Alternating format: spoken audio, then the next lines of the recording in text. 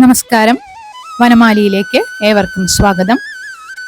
വ്യാസമഹർഷിയാൽ രചിതമായ മഹാഭാരതത്തിലെ ശ്രീകൃഷ്ണാർജുന സംവാദമായ ശ്രീമദ് ഭഗവത്ഗീതയിലെ 58 ശ്ലോകങ്ങളാണ് നമ്മൾ ഇതുവരെ വായിച്ച് അർത്ഥം പറഞ്ഞത്.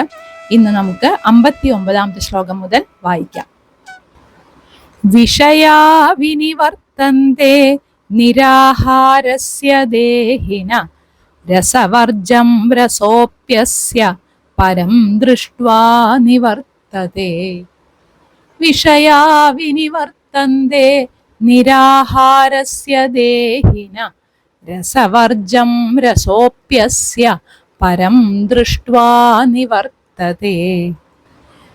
നിരാഹാരസ്യ ദേഹിന, നിരാഹാരനായിരിക്കുന്ന ദേഹിയുടെ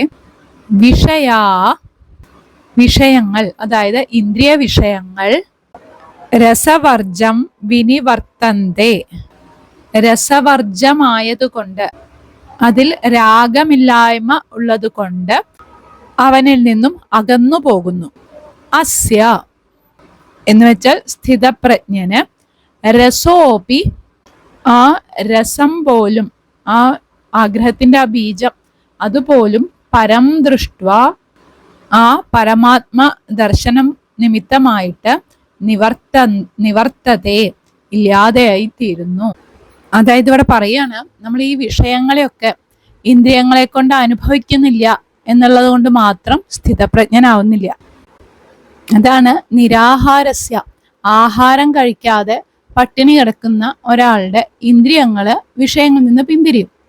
പക്ഷെ ആ വിഷയത്തിനോടുള്ള ആഗ്രഹം, അതായത് ഭക്ഷണം വേണം എന്നുള്ള ഒരു ആഗ്രഹം ഉണ്ടാവുമല്ലോ, ആ ആഗ്രഹം അയാളുടെ മനസ്സിൽ എപ്പോഴും ഉണ്ടാവും ചെയ്യും.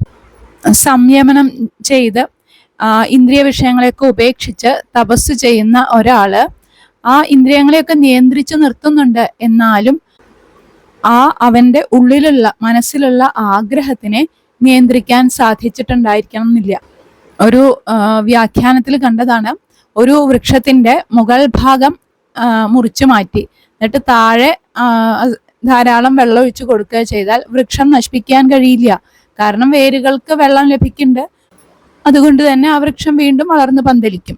അതുപോലെ തന്നെയാണ് നമ്മുടെ ആഗ്രഹം മനസ്സിൽ നിൽക്കുന്നുണ്ട് എന്ന് വെച്ച് കഴിഞ്ഞാൽ അത് ഇന്ദ്രിയഭോഗങ്ങളിലേക്ക് തന്നെ നമ്മളെ വീണ്ടും എത്തിക്കും.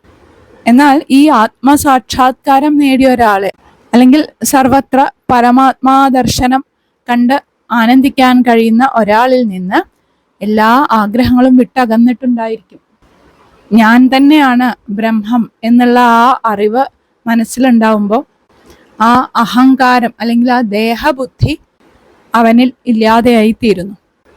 അപ്പോൾ ഈ മനസ്സിൽ നിന്ന് വിഷയങ്ങളൊക്കെ അകന്നു പോയാൽ പിന്നെ ഇന്ദ്രിയങ്ങള് ഈ വിഷയങ്ങളിൽ വ്യാപരിക്കാതെ ആയിക്കോളും. അങ്ങനെയാണ് സ്ഥിതപ്രജ്ഞനായി തീരുന്നത് എന്നാണ് പറയുന്നത്. ഇനി അടുത്ത ശ്ലോകം. യതതോ ഹ്യപി കൗന്ദേയ പുരുഷസ്യ വിപശ്ചിത ഇന്ദ്രിയാണി പ്രമാധീനി ഹരന്തി പ്രസഭം മനഃ. യതതോ ഹ്യപി കൗന്ദേയ പുരുഷസ്യ വിപശ്ചിത ഇന്ദ്രിയാണി പ്രമാധീനി ഹരന്തി പ്രസഭം മനഃ. കൗന്ദേയ, അല്ലയോ കുന്തിപുത്ര അർജുന എന്ന് സംബോധന ചെയ്ത്, ഈ ഇന്ദ്രിയ നിഗ്രഹത്തെ കുറിച്ചാണല്ലോ ഇതുവരെ പറഞ്ഞത്. അത് പറഞ്ഞത് എന്തിനാണ് എന്ന് പറയുകയാണ്. അതാണ് യതതഃ ഹ്യപി, മോക്ഷത്തിനായിട്ട് സദാസമയവും യത്നിച്ചു കൊണ്ടിരിക്കുന്ന, വിപശ്ചിത പുരുഷസ്യ മനഃ അപി, വിവേകിയായ ഒരു പുരുഷന്റെ മനസ്സിനെ പോലും, പ്രമാധീനി ഇന്ദ്രിയാണി, വിഷയോന്മുഖമാക്കി തീർക്കാൻ കഴിവുള്ള ഇന്ദ്രിയങ്ങൾ, പ്രസഭം ഹരന്തി, ബലാത്കാരമായി അപഹരിക്കുന്നു. അതായത് മോക്ഷമാർഗത്തിന് വേണ്ടി നിരന്തരമായിട്ട് അഭ്യസിച്ചു കൊണ്ടിരിക്കുന്ന ജ്ഞാനിയുടെ മനസ്സിനെ പോലും ഈ ഇന്ദ്രിയങ്ങൾ നിയന്ത്രിക്കുന്നു എന്നാണ് പറയുന്നത്. ഇന്ദ്രിയങ്ങളുടെ പ്രഭാവം അങ്ങനെയാണ് എന്നാണ് പറയുന്നത്. നമ്മുടെ ഇന്ദ്രിയങ്ങൾ അത്രയും സുശക്തം ആണെങ്കിൽ നമ്മുടെ മനസ്സിനെ നിയന്ത്രിക്കാൻ സാധിക്കില്ല എന്ന് തന്നെ വേണം പറയാൻ. അതുകൊണ്ട് ഇന്ദ്രിയങ്ങളെയും മനസ്സിനെയും ഒരേപോലെ സംയമനം ശീലിപ്പിച്ച് ആത്മസാക്ഷാത്കാരത്തിനായി പ്രയത്നിച്ചാൽ കാലങ്ങൾ കൊണ്ടെങ്കിലും സ്ഥിതപ്രജ്ഞനാവാൻ സാധിക്കും. ഇനി അടുത്ത ശ്ലോകം. താനി സർവാണി സംയമ്യ യുക്ത ആസീത മത്പര വശേ ഹി യസ്യേന്ദ്രിയാണി തസ്യ പ്രജ്ഞാ പ്രതിഷ്ഠിത. താനി സർവാണി സംയമ്യ യുക്ത ആസീത മത്പര വശേ ഹി യസ്യേന്ദ്രിയാണി തസ്യ പ്രജ്ഞാ പ്രതിഷ്ഠിത. താനി സർവാണി സംയമ്യ, അങ്ങനെയുള്ള ആ ഇന്ദ്രിയങ്ങളെ എല്ലാം സംയമനം ചെയ്തിട്ട് മത്പര യുക്ത ആസീത, എന്നെ തന്നെ പരമ ലക്ഷ്യമായി കണ്ട് ഇരിക്കണം. ഹി യസ്യ ഇന്ദ്രിയാണി വശേ, എന്തുകൊണ്ടെന്നാൽ ആരുടെ ഇന്ദ്രിയങ്ങൾ പൂർണ്ണമായും നിയന്ത്രിതങ്ങളാണോ തസ്യ പ്രജ്ഞാ പ്രതിഷ്ഠിത, അയാളുടെ ബുദ്ധി ഉറച്ചതാണ്.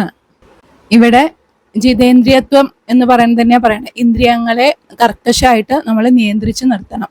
അങ്ങനെ ഇന്ദ്രിയം സ്വാധീനത്തിൽ വന്നാൽ അവൻ സ്ഥിതപ്രജ്ഞനായി എന്ന് പറയാം. കാരണം ഇന്ദ്രിയങ്ങളെ നിഗ്രഹിച്ച ഒരാൾക്ക് ആ ഇന്ദ്രിയ വിഷയങ്ങളിലുള്ള ആഗ്രഹവും ഇല്ലാതെയായിട്ടുണ്ടാവും. അപ്പോൾ മനസ്സിന് ചാഞ്ചല്യമില്ലാതെയായി തീരും. അതായത് മനസ്സിനെ ഒരു തടസ്സവും കൂടാതെ ആത്മാഭിമുഖമാക്കി നിർത്തി ധ്യാനിക്കാം. അയാളുടെ പ്രജ്ഞ സ്ഥിരമായി തീരും. അതായത് ഇളക്കുണ്ടാവില്ല ബുദ്ധിക്ക് എന്നർത്ഥം. ചുരുക്കി പറഞ്ഞാൽ കർമ്മേന്ദ്രിയങ്ങളെയും ജ്ഞാനേന്ദ്രിയങ്ങളെയും ഒക്കെ അടക്കി മനസ്സിനെ ആത്മനിഷ്ഠമാക്കി വളരെ കാലം ധ്യാനം പരിശീലിക്കണം. അങ്ങനെയായാൽ അവൻ സ്ഥിതപ്രജ്ഞനായി തീരും എന്നാണ് ഇവിടെ പറഞ്ഞത്. അടുത്ത ശ്ലോകങ്ങൾ ഇനി അടുത്ത ദിവസം വായിക്കാം. എല്ലാവർക്കും നല്ലത് മാത്രം വരട്ടെ എന്ന പ്രാർത്ഥനയോടെ